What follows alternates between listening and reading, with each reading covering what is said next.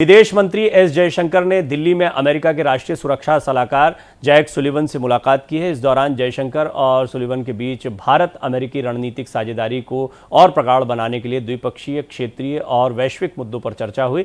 Sullivan के साथ हुई चर्चा की तस्वीरों को विदेश मंत्री एस जयशंकर ने अपने सोशल मीडिया अकाउंट एक्स पर शेयर भी किया और विश्वास जताया कि भारत और अमेरिका के बीच रणनीतिक साझेदारी और मजबूत होकर आगे बढ़ती जाएगी। विदेश मंत्री एस जयशंकर से मुलाकात के बाद अमेरिकी एनएसए ने भारतीय राष्ट्रीय सुरक्षा सलाहकार अजीत डोभाल के साथ भी मुलाकात की। इस दौरान दोनों काउंटर पार्ट्स के बीच कई अहम मुद्दों पर चर्चा हुई है। ये बहुत महत्वपूर्ण मुलाकात है। देखिए, भारत और अमेरिका के संबंध हाल के दिनों में काफ़ी मजबूत हुए हैं और इन संबंधों में सामरिक महत्व या सामरिक हित बहुत महत्वपूर्ण होते हैं। एक बार फिर मैं अपने सहयोगी कृष्ण मोहन शर्मा के पास आपको लिए चलता हूं। इस खबर पर भी लगातार वो नज़र बनाए हुए हैं कि भारत और अमेरिका के संबंध हाल के दिनों में काफ़ी मजबूत हुए हैं और हमने देखा है कि दोनों ही देश कई मंचों पर इस बारे में बात करते रहे हैं। ये मुलाकात कितनी महत्वपूर्ण है, किन मुद्दों पर बात हो सकती है?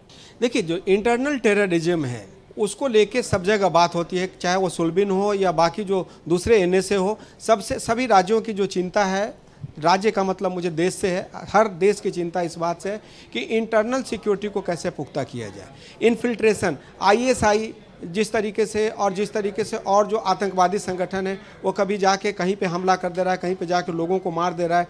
तो द्विपक्षीय बातचीत में ये भी चर्चा होना बहुत ज़रूरी है, क्योंकि पाकिस्तान, आप इसको नज़रअंदाज नहीं कर सकते कि पाकिस्तान की स्थिति क्या है।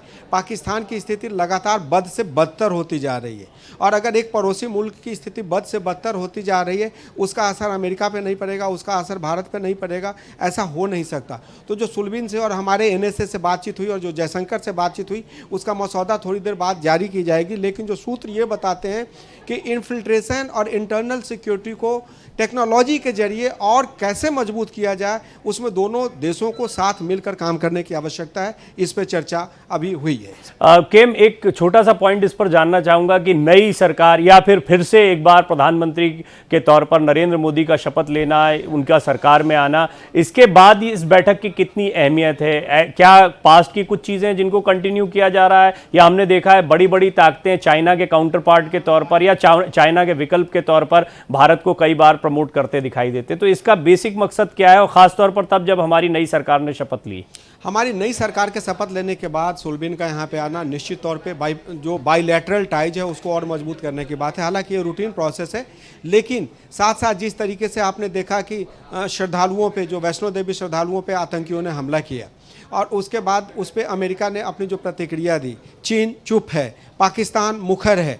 तो ऐसे में इनका आना इसलिए भी इम्पॉर्टेंट है क्योंकि चीन को, जो आपने सवाल पूछा, कि चीन को भी ये दिखाना जरूरी है कि हम और भारत साथ साथ हैं। और अगर एक विकसित देश और एक विकासशील देश जिसमें बहुत ज़्यादा पोटेंशियल है कि आज से 10-15 साल बाद विकसित हो जाएगा, तो वैसे देश को कोई भी विकसित राष्ट्र अपना दोस्त बनाना चाहेगा, ताकि सारा खेल पावर बैलेंस का है और उस पावर बैलेंस में भारत एक महत्वपूर्ण भूमिका निभा सकता है।